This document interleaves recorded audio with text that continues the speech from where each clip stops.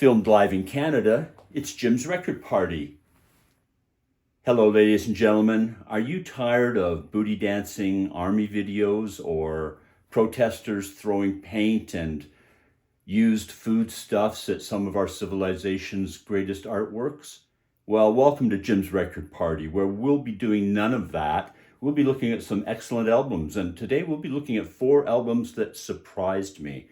I'm your host, James. It's so nice to have you with us today as we'll begin by looking at the English band Bow Wow Wow. Is this a recreation of a Monet painting?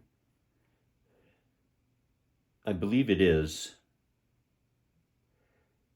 Fetching Miss Annabelle reclining here after they've enjoyed a bit of a déjeuner dans l'herbe, I believe.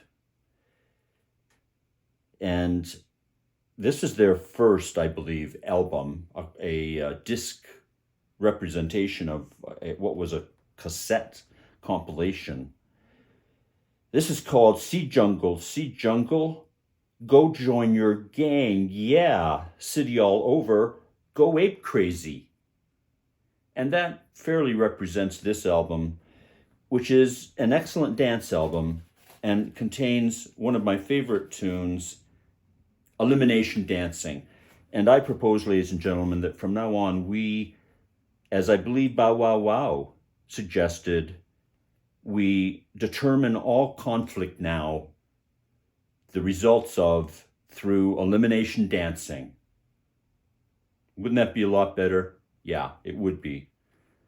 But that really brings us to the first album.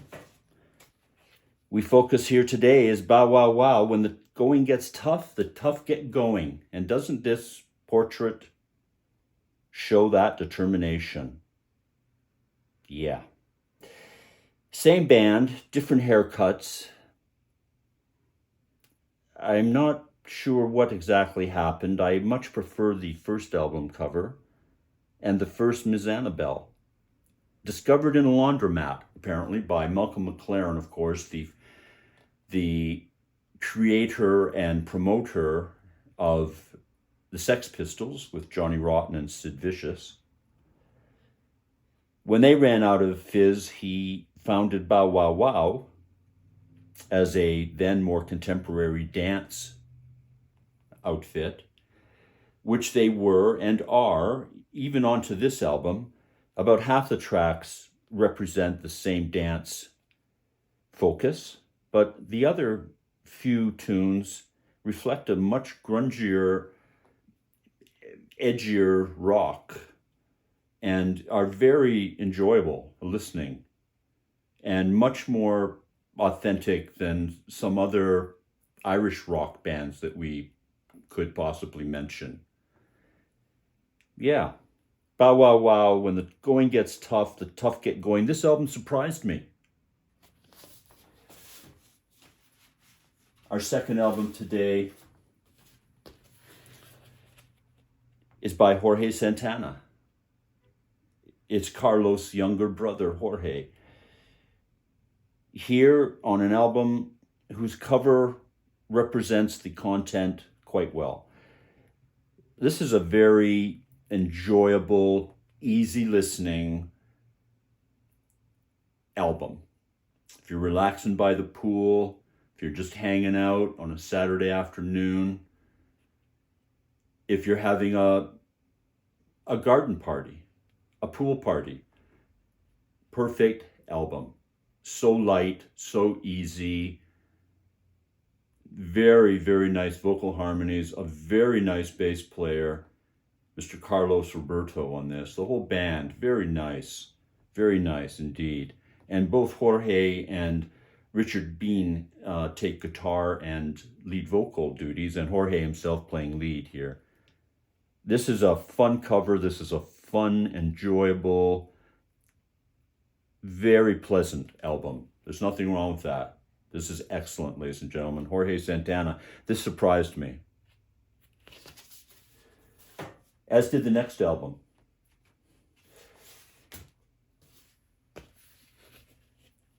Prince's backup singers.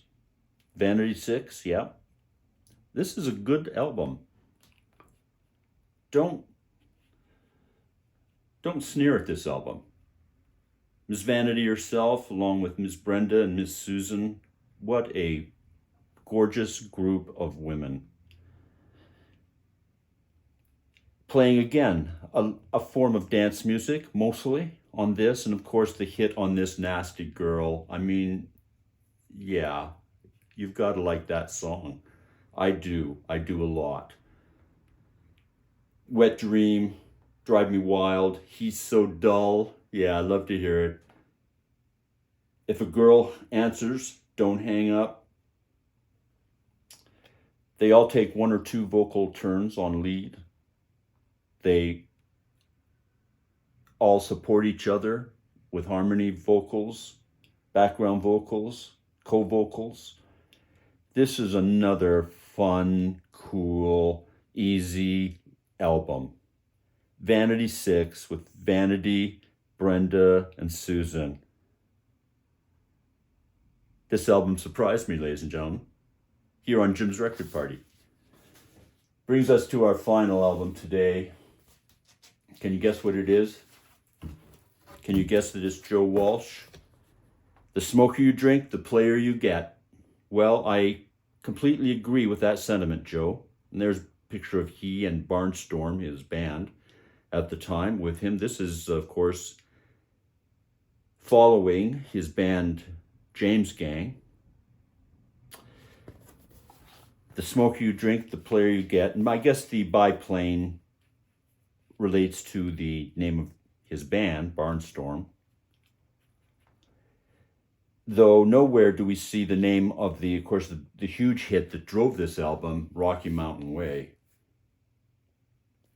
I saw this band. I was fortunate to see this band when they opened for Manassas, the great Steve Stills band, with Chris Hillman, Al Perkins, Joe Lalla, and others, at Pine Knob Theater in Michigan.